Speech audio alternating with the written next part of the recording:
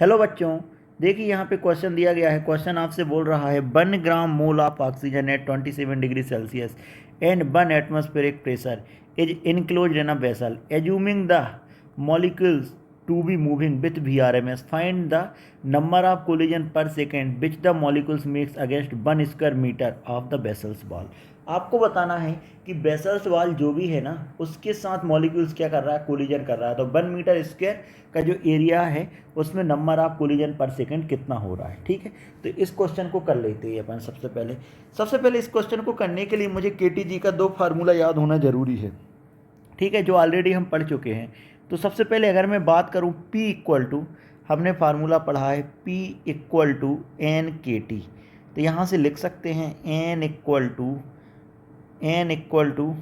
P/KT। यहाँ से मैं ये फार्मूला लिख सकता हूँ, जहाँ पे K आपके पास क्या है, K आपके पास है बोल्ट्जमैन कांस्टेंट। K है मेरे पास बोल्ट्जमैन कांस्टेंट। ठीक है, जिसका वैल्यू हमको पता होता है 1.38 इंटू 10⁻⁻23 जूल पर मोल पर केल्विन। ठीक है, पर केल्विन, ये मेरे पास इसका वैल्यू होता है।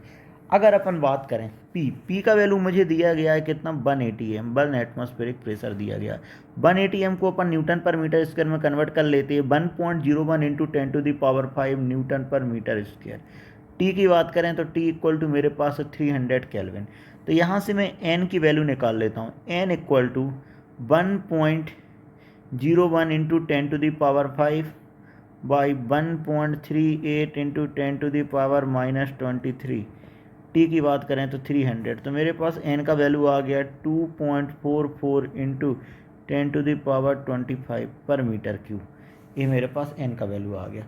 अब मैं बात करता हूँ रूट मीन स्क्वायर वेलोसिटी की।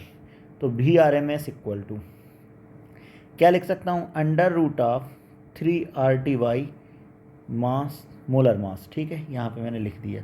अब देखो R की बात करूँ तो R का फार्मूला हमने पढ़ा है, R equal to NA into k. तो अपन यहाँ से लिख सकते हैं 3 into NA into k into TY capital M है।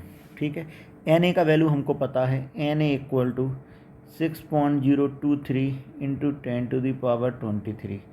ठीक है, अगर मोलर मास की बात करें तो 32 इंटू 10⁻³ kg। तो यहाँ पे अपन लिख सकते हैं VRMS equal to 3 into 6.023 into 10⁻23। K की बात करें तो 1.38 इंटू 10⁻⁻23 इंटू 300/32 इंटू 10⁻³ जैसे मैंने इसको सॉल्व किया तो मेरे पास जो VRMS है उसका वैल्यू निकल के आ गया 483.4 मीटर पर सेकेंड। ये मेरे पास निकल आया VRMS। अब देखो ज़रा, अगर मैं बात करता हूँ कि जो मॉलिक्यूल्स है कंटेनर के अंदर, अगर मैंने क्यूब शेप का लिया इस तरीके का, तो मॉलिक्यूल से जो कंटेनर के अंदर वो 6 डायरेक्शन में जाता है। कितनी डायरेक्शन में जाता है, 6। ठीक है, जब ये 6 डायरेक्शन में जाता है लेकिन मुझे पर मीटर स्क्वायर से निकालना है।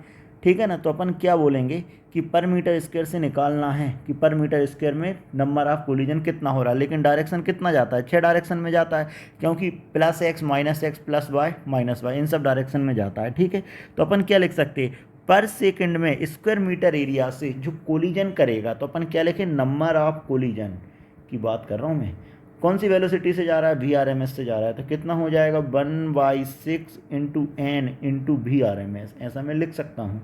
तो यहाँ से मेरे पास आ गया 1/6 इंटू 2.44, ऑलरेडी मैं निकाल चुका था, इंटू स्मॉल n का वैल्यू 10⁻25 इंटू VRMS की बात करें तो 483.4।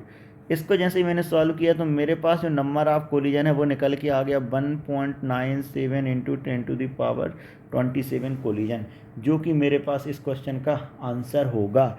Hope you understand the solution. Thank you.